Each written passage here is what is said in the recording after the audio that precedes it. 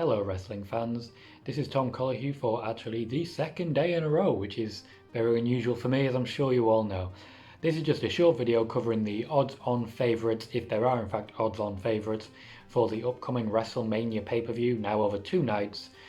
If you're avoiding spoilers, this might be a good time to avoid them. There won't be any spoilers as in backstage information, but when it comes to betting favourites, they're the favourites for a reason, so I would be very careful if you're avoiding spoilers to be watching this here video. We start with a storyline that's been building and may just be the top storyline on SmackDown, despite having no championship and no real stakes to the match. It is of course Otis versus Dolph Ziggler. This has been a great way to build Otis, and at the minute Otis is of course the favourite, and quite a high favourite for that. He's someone who has been pushed hard, pushed well, and Dolph Ziggler does have a history of just putting people over when they're new to the game or the main event, or in any way, shape or form new to an audience. Otis the favourite for this one.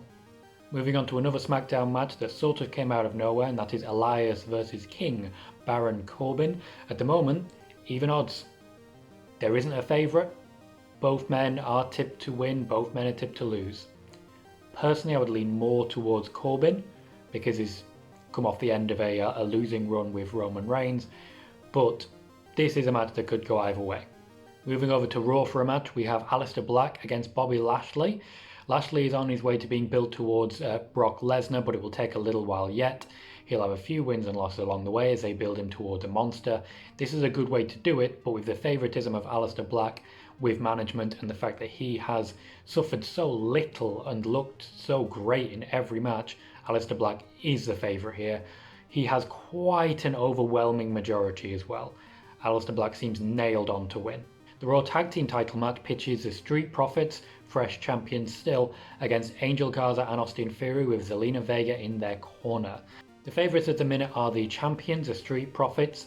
This may have something to do with the fact that Andrade is not in the match, but previous to the change I would not have predicted that he would be taking 2 titles, and I think it's a bit too early for Angel Garza to be taking championships anyway.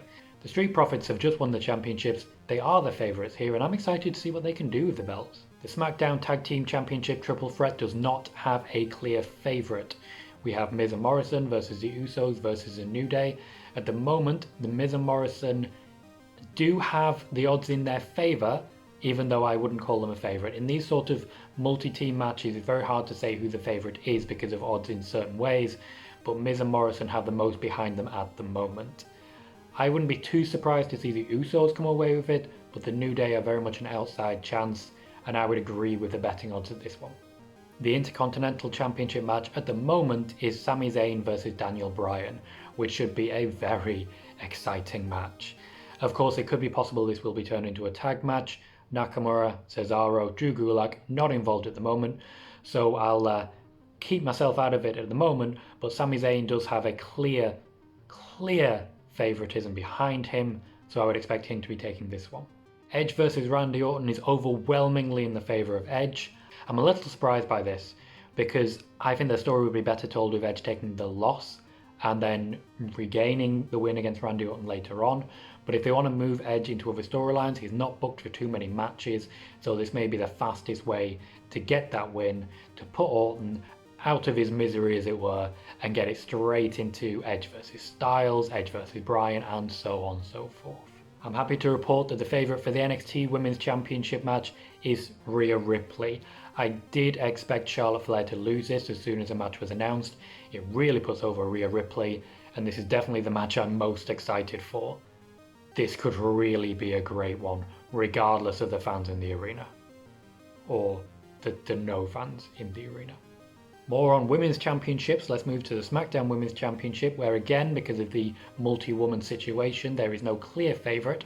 However, Bayley, the champion, is second after Sasha Banks.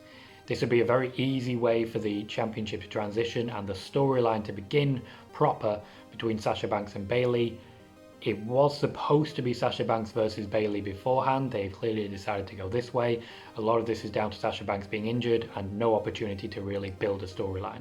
Plus it gets more people on the card.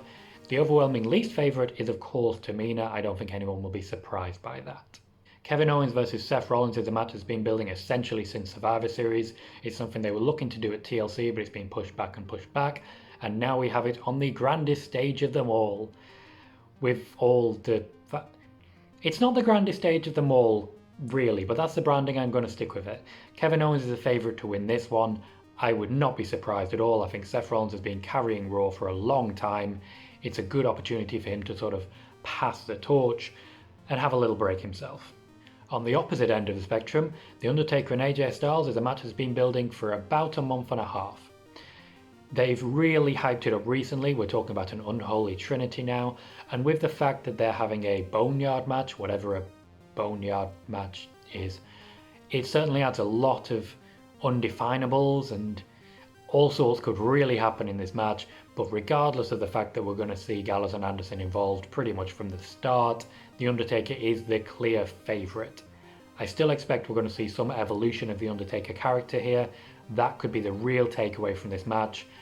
And really, I sort of feel for AJ Styles in that this change for The Undertaker could have really happened against anyone. Undertaker is a favourite here. I'm hoping it's not a squash in the style of the John Cena squash last time Undertaker wrestled at WrestleMania, but we'll have to wait and see on that one. Now getting into the main events, and we're talking about Bray Wyatt versus John Cena. There is an overwhelming favourite here, and that is Bray Wyatt, the Fiend.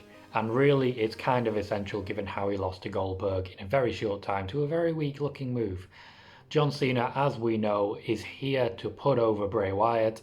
We don't know for certain that he's going to win. We don't know for certain that he's going to lose, but we do know that he wants to put Bray over. This does not surprise me whatsoever that Bray is a favourite here.